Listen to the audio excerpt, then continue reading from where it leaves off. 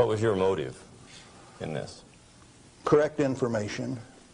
As an expert in the measuring system, why, it was very obvious that I knew the parameters of inventory control, the disintegration rate of each of these isotopes, how to measure them. That's how we regulated our inventory. And to have these rascals come along and start playing games with the information that I was very expert in, that I had designed the analytical system for this plant around, disturbed me a little bit. No, it made me fighting mad, and I got angry. And I have to admit, in retrospect, that for the next 5, 6 years, I was more than angry. I was hard to live with. Just ask my wife. Well, in your estimation, then, how dangerous is a nuclear reactor plant? A nuclear reactor plant is just a way to boil water that's the cleanest, neatest, most economical way to boil water that you've ever seen. And so, in my estimation, nuclear reactors ought to be insured under the same insurance policy as any other steam boiler plant, power generating plant. And to have special consideration under the Price-Anderson Act means that the insurance industry has already paid off the Congress so that they can have a rip-off, charging ever in higher and higher insurance premiums, total coverage much, much greater for a non-existent risk. What a racket. Can a nuclear plant explode? Only like any other steam plant. Like Laughlin, Nevada had a steam explosion. It's a coal-fired plant, but 6 men were killed there last year.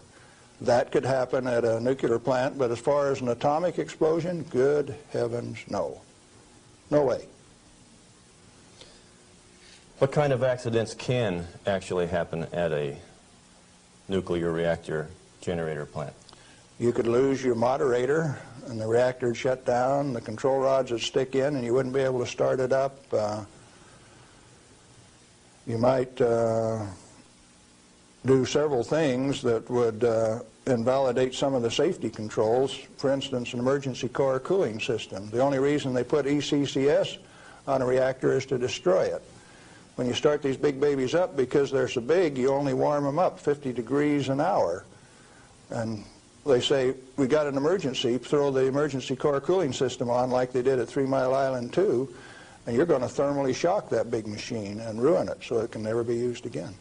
Let's talk about 3 Mile Island. What really happened there? We've heard all kinds of stories about meltdown, and they made movies on it that this meltdown could melt right through the earth, clear through to China, and we've seen a lot of scare stories. What really happened at 3 Mile Island? Do you know what really happened there? Yes, I do. I followed that one very closely.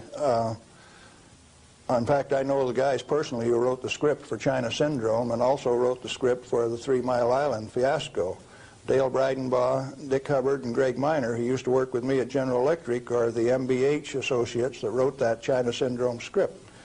And not only that, remember that was the time China Syndrome came out, Jane Fonda starring.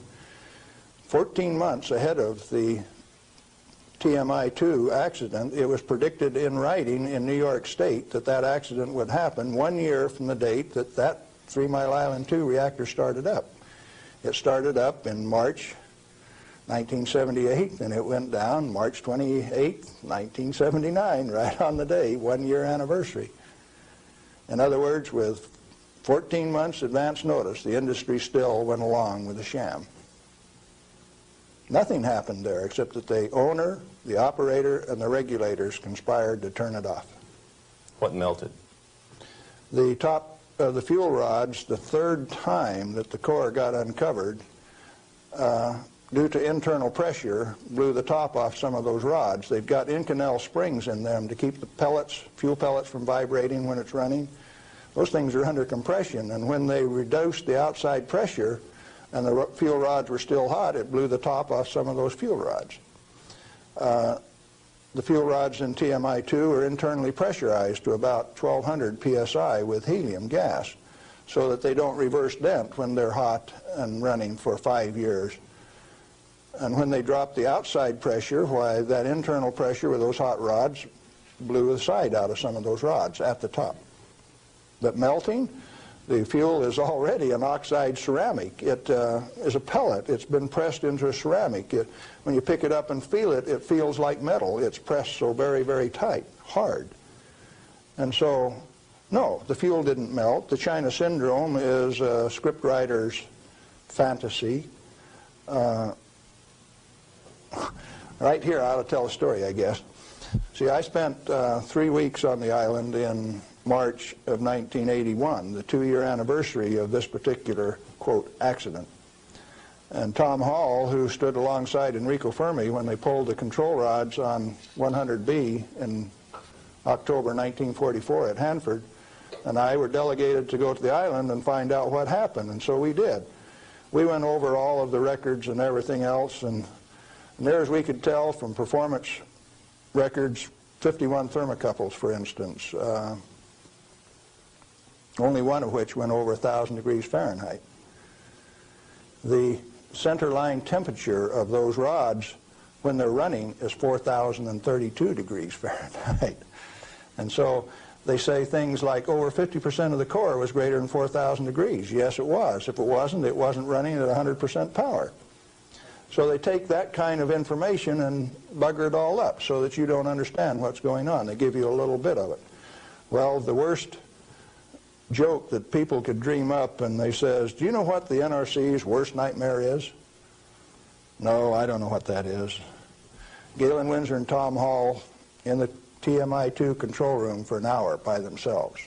You know why people that know laugh? These crazy guys from Hanford would have started that baby up and showed that it would run. We'd have started it up, and they were afraid of us.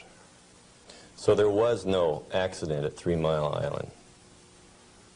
No, they did it on purpose. Shut her down. Very interesting. Can nuclear radiation cause mutation in people and animals? If a cell gets too much radiation, it dies. And so if it is a sperm or an ovocyte, why, they die. They don't reproduce, and there are no mutations. I think the good Lord built that safety factor in. So you're saying that mutation in future generations is an unfounded fear? Yes, and the studies of the people at Hiroshima and Nagasaki have borne that out. Those people do not have that. Now, they showed the immediate effects of too much radiation. The women who were pregnant the embryo showed the effects of very similar to rubella, measles. Some deformity, certainly, from that radiation insult. But that's not the kind of mutation that's going to go on to the next generation. Galen, what and where are these burial sites, and what's in them for this so-called nuclear waste? I've been hearing stories about stainless steel containers buried in concrete under the ocean, boiling for over 2,000 years. That sounds like a real story.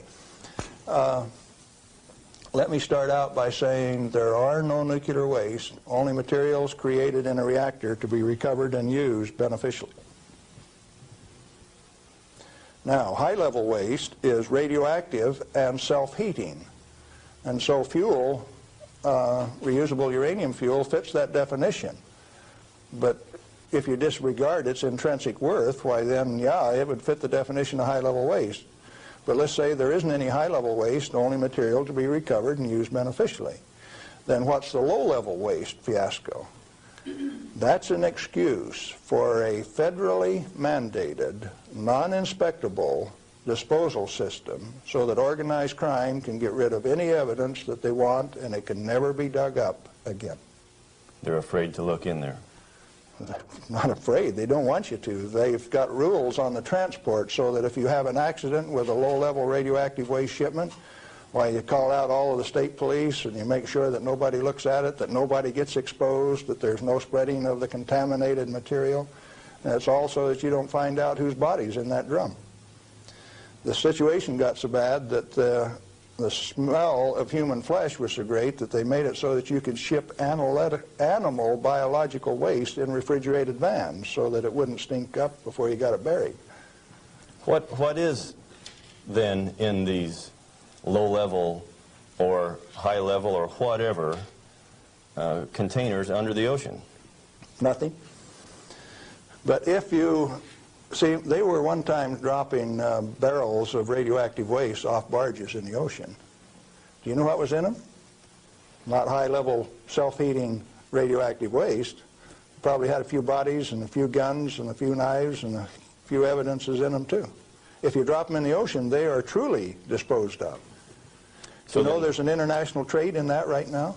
You can't do it in the United States, so they transship it across the ocean to South Africa and they can bury it offshore. So what is in those drums? Well, that's what you're telling me then, that I needn't worry about boiling drums under the ocean for 2,000 years. No, no way. Thank you. I'm glad to know that.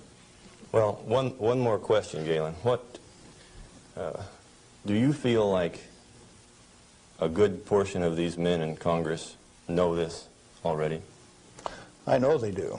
I went there 4 years ago and sat down with the Senate legal staff and told them my hour-and-a-half-long sad story, and Sam Bollinger, one of the lawyers, stood up and he says, Galen, if I understand you right, why you want us to have President Reagan snap his finger and make this thing come up straight. And I says, hey Sam, terrific, go ahead and do it. He didn't take that challenge. He says, no, I'll tell you what, Galen, industry likes it the way that it is. I said, Sam, you really know how to hurt a guy. And he says, well, if we change it, what are we going to do for an encore? Yeah, they're fully aware that this thing goes on as far up as the President of the United States. It's the way that industry wants it. The industry is its own problem then. So the question is then, what is the industry? What is the real story here? Is this an industry of nuclear energy? The industry has been ripping it off for years and years. In 1975, we knew that large nuclear reactors were dead, that large is not the way to go. The way to go is small, mass-produced nuclear reactors sitting right in the middle of town, one every 10 blocks, producing power. We haven't built a reactor right yet. Time that we do it. Why haven't we? Because of a federal energy cartel.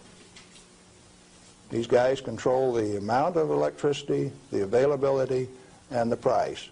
And they say, you do not have a choice. I have a choice. I'm going to take one of those decommissioned nuclear subs up in Puget Sound, refuel it, and generate my own electricity. Save the government $5 million because that's what they want to throw them away. I will use it for my own power plant. Quinn Millian up in Omak, Washington, and I are moving on that, and if one of these days I hook one of them up to Pier 91 in Seattle, don't be surprised. Well, good luck.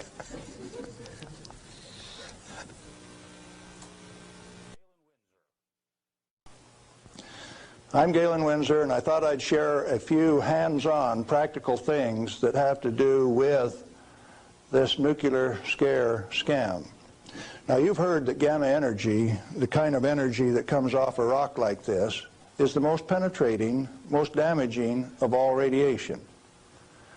And not only that, here is uranium, the parent of radon, and they say if you can measure, detect radon in a home, then it's bad. If you exceed the EPA's limit, it's reason to run you out of your home.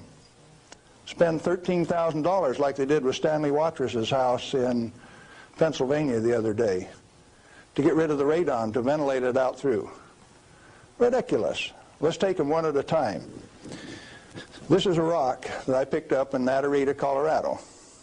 16 weight % uranium. High-grade uranium. Hot. I read a thing the other day that says they had high-grade uranium, and lo and behold, it's too hot to transport, so they had to bury it on site. Oh, wonderful. Let's talk a little bit about radiation. If we can, yeah, are we picking up? If you put the probe right there, the meter goes off scale, and you can hear it. All right? Hot. Radiation, gamma radiation is the most penetrating of all radiation. Oh, is it? All it's got between the rock and the probe is my hand. Doesn't count so pretty much, does it? What if I put the rock behind me?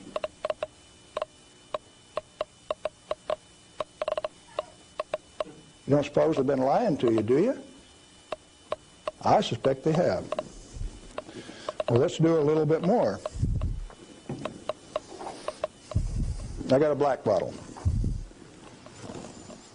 This stuff comes in white bottle. A bottle of no-dose. You can send children down to the drugstore to buy no-dose. All they need is money.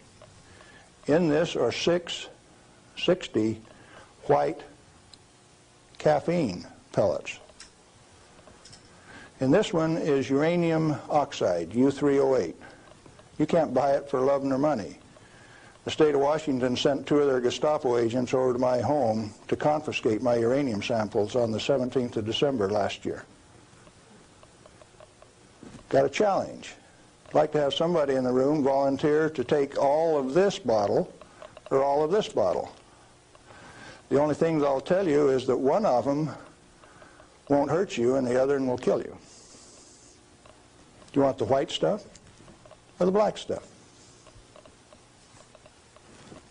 White stuff? You do. There's enough in there to kill 4 men your size. The government says we got to ban this material. It's radioactive. Let's check it in the bottom of the bottle. Not very radioactive. Let's take the cap off. Oh goodness, very radioactive. This instrument will only count gamma, energy. It's just energy. Light's coming from those lights, only you're getting lots of infrared from the lights as well as ultraviolet. Energy response, and it's very carefully damped to only discriminated so it only gets the energy that comes from this. I don't want it to respond to a light, just to this. Cost me $1,000 to get an instrument that will just respond to this and not to that. This is radioactive by any definition. Radioactive material giving off radiation that is read by an instrument like this. The daughter of this, radon, cannot be read on this instrument because it gives off alpha particles. An alpha particle is a dye-positive particle that comes from the nucleus. It has 2 protons and 2 neutrons, therefore an atomic weight of 4, and it's minus 2 electrons. And if you grab it with a high ionization potential counter, it'll count. But if it travels 2 inches in air or through a piece of paper, it picks up 2 electrons, 2 beta particles, if you will, and becomes helium gas, and it won't count on an ionization chamber. Did you know that this thing right here is giving off helium gas? Alpha comes from uranium. Okay, radioactive material. You pour it out in the hand, and that's radioactive contamination. Is it radioactive? Yeah, it is. Very radioactive. Now, decontamination is nothing but scooping it back up and putting it into the bottle. I just now decontaminated my hand. No, I didn't do such a good job. Not good at all. Is it still radioactive? Yeah, that's called residual radioactivity. Now, under the decontamination rules of the government, when you decontaminate somebody like this that's that contaminated, and this is certainly a reportable incident under current DOE regulations, when you decontaminate him, it has to go down a controlled drain so that you don't disperse radioactivity. Do I qualify as a controlled drain?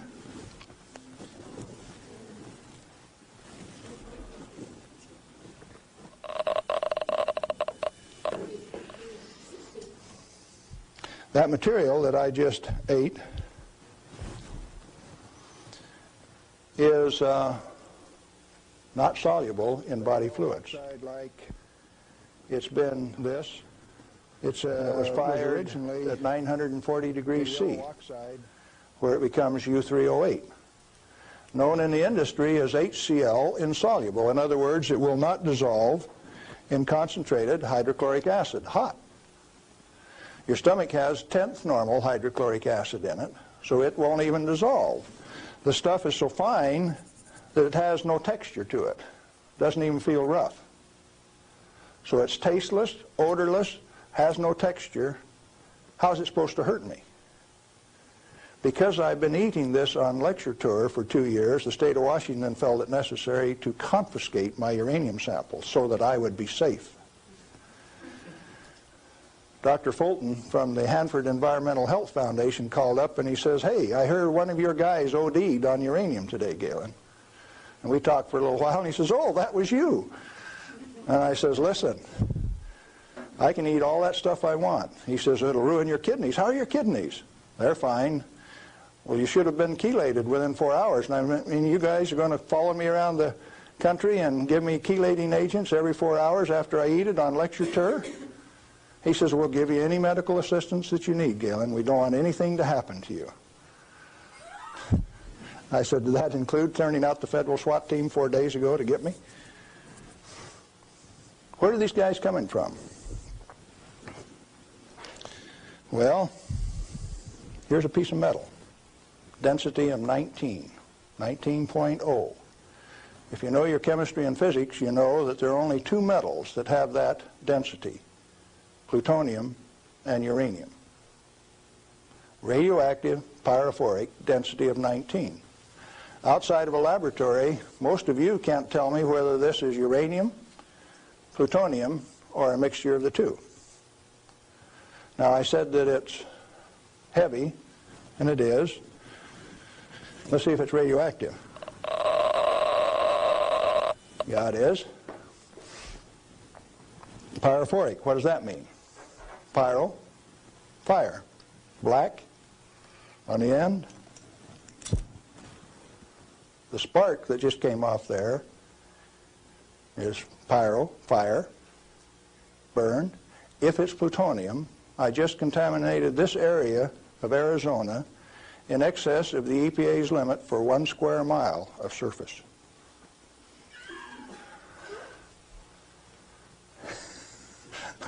Somebody laughed. It's serious. The end of progress altogether says that I just contaminated you in excess of the limit for 1 square mile. It's now silver on the end.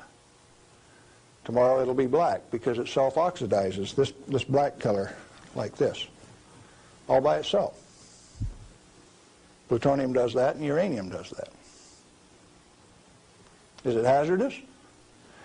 Yeah, it is, because they take depleted uranium metal and make it into 50 caliber bullets, fire them from shoulder-held weapons. In 1976, they obsoleted tank warfare with these things because it only takes one dog face with one weapon to knock out a 65-ton tank. It'll go through 3 inches of armor plate, and when it comes out the other side, it's that white hot spark that we just made. And the 5 men in that tank are dead, because it'll burn all of the oxygen out of the air and burn their flesh. 1976, they obsoleted tank warfare, and you never even knew that. They make 10,000 of those bullets every day in the United States. We got enough in an arsenal to sink all of Russia's tanks, and our boys in the Defense Department don't even talk about it. Yeah, it's hazardous to your health. Reminds me, lead is hazardous to your health too, isn't it? Particularly if it's in a 45 slug like this and it hits you right here going about 2,600 feet per second. It's not the material, it's the impact from the velocity. Let's be very specific in the words that we use. This particular chunk of lead came out of a human body. My son, who's a deputy sheriff, thought maybe I could use it on tour. That's called dying of lead poisoning. Anything less is a figment of the imagination because it's not soluble in body fluid either.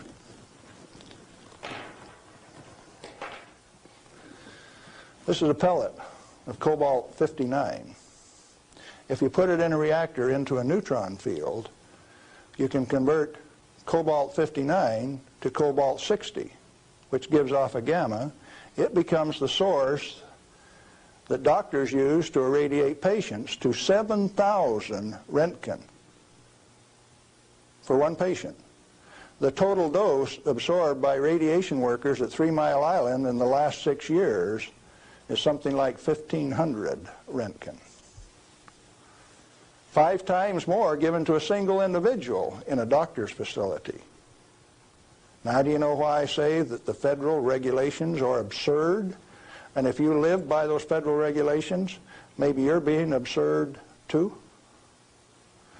Now, a pellet of cobalt-60 this size got shipped by mistake to Mexico, got diluted into 5,000 tons of iron.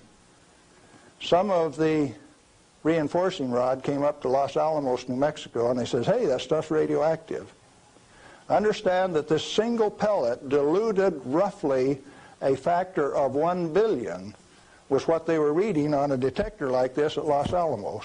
And so they pulled back table legs that were in Spokane, Washington, made out of the same batch, because it was hot and radioactive and it would burn you. When the pellet itself could be held in your hand like that for a few minutes without it burning you. Now, Christ walked the earth 1 billion minutes ago. If I could stretch this pellet out into a wire and it went clear around the earth and right back here to Phoenix, 1 billionth of this amount is 1.7 inches of that wire so stretched out. Stagger your mind? It ought to. Now, let's try a little game. The EPA says that 5 picocuries per liter of air is the limit for 222 radon.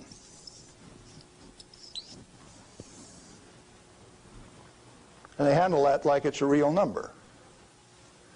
Madame Curie says that 1 gram of radium equals 1 curie equals 2.22 times 10 to the 12th disintegrations per minute, and that's the basic definition of radioactivity. How many disintegrations is this? Should we find out?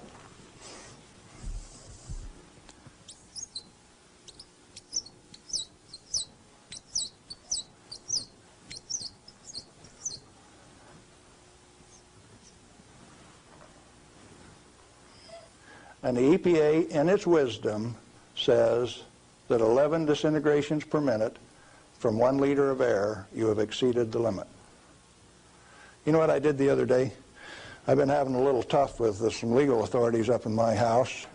So I took one of these bottles of uranium like this, and I dissolved it in an Erlenmeyer flask with nitric acid. And I got a crack in the basement floor, and I squirted that whole bottle into that crack on the basement floor in acid solution so that it'll drive that counter off 3rd scale any place along a 10-foot section of that crack that I put. When they bring the radon measurement in there, can you know what the radon's going to do? It's going to go off scale in their measurement. It won't go that high. If Watrous' house with 17 times this limit in it was caused to spend $13,000 and give it national TV coverage, press coverage, think what Galen Windsor's house is like. I went to the trouble to notify my congressman about it, Mike Lawrence, the manager of the Department of Energy in the Pacific Northwest, my state representative, Ray Isaacson, and a few other astute people, including the banker and the lawyers and the appeal court. What are they going to do with that? I set them up on that last Thursday, and I come down to Phoenix, so I escaped the falderall.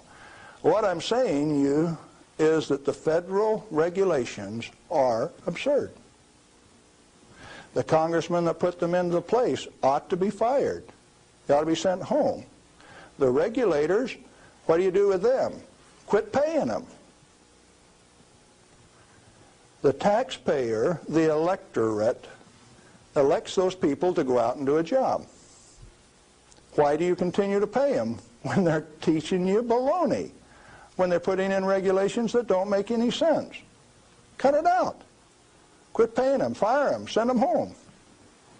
The term I grew up with says can them. Is it easy? Apparently not. You haven't got the job done. The majority of the Congress is irresponsible, amoral, atheistic, irresponsible. Let's see, how many more adjectives can I drum up? But that many. Let me tell you. We as the people sent a bunch of rascals out to the energy store with a signed blank check. And we say, hey fellows, if you run out of money, just go build us a good power plant. If you run out of money, come back and we'll give you another signed blank check and guarantee the payment out of the ratepayer's pocket. Tennessee Valley Authority has the most nuclear reactors of any outfit in the place. Not one of them has produced any power since last August. Browns Ferry 1, 2, and 3 in Mississippi hasn't produced any power since last March. And they don't plan on producing any power at Browns Ferry until mid-year in '86. At $1 million a day in lost power revenue per plant and held off in the name of health and safety? Now tell me we didn't send rascals out to the energy marketplace with a signed blank check. They're still getting paid. Those reactors are all fully fueled, fully staffed, and just sitting there. Who's getting taken? The ratepayer. You're still paying more and more for your electricity all of the time. Now, Bonneville Power Administration says that 57% availability is okay for a nuclear reactor. Maine Yankee is often run at 103% availability, which means it's running over nameplate rating. Enough days out of the year that its average availability is 100%. Bonneville Power Administration of the Department of Energy says that 57% availability is okay. That means that you can let those things set down 43% of the year, and that's judged as an acceptable performance on the part of the government. There's an obvious answer. Get the government out of the energy regulating business. Turn those plants over to people who will run them efficiently 100% of the time. When we put in zero-release containment, we started playing games. About the time that we proved that a nuclear reactor has no measurable impact upon the environment, that's when they bottled them up, put catalytic recombiners on them. Some of the reactors in Texas were designed not to breathe for 8 years at great expense. Why? When you bottle up a reactor like TMI-2 does, then you get radiolytic hydrogen, and indeed they had a radiolytic hydrogen burn at TMI-2. And they moan and they groan about that, and all they had to do was open up the windows and let the breezes blow through. You don't need containment on them. I'm going up to Colorado this weekend to meet with the Uranium Producers Association. And they're upset because the government is dumping uranium on the market and raising the price of the commodity that they get their bread and butter from. But what they're totally unaware of is that the Grand Junction Operation Office is going to issue a contract so that the new operator has a $25 million budget over the next 5 years, 80% of which will be spent for remedial action. Where you take this material, dig it up, if you find it counts on a Geiger counter, you can have them come in and change out the whole front yard of your house, give you a new front yard, new foundation under your house at government expense. If you don't do it, they'll take you down to the courthouse, blacklist your property, so that you have to remove the radioactivity at your own expense before it can be sold. Now, do you know what I did when I took that uranium solution and poured it into the crack in my house? I set up the United States government and that episode is about to be played. Did I do it on purpose? Yeah, I did, just like I used to dive into that swimming pool and drink that cesium-contaminated water. I found out that it doesn't hurt me. You need to find out that it doesn't hurt me, or you. In fact, the only reason for the existence of these big transcontinent distribution lines would be if they could compete with a small mass-produced reactor sitting in your backyard. Why don't they want you to? Because they are the federal energy cartel. They like to set the price, the total availability, and whether you can hook onto it, and if you don't pay your bill, cut you off.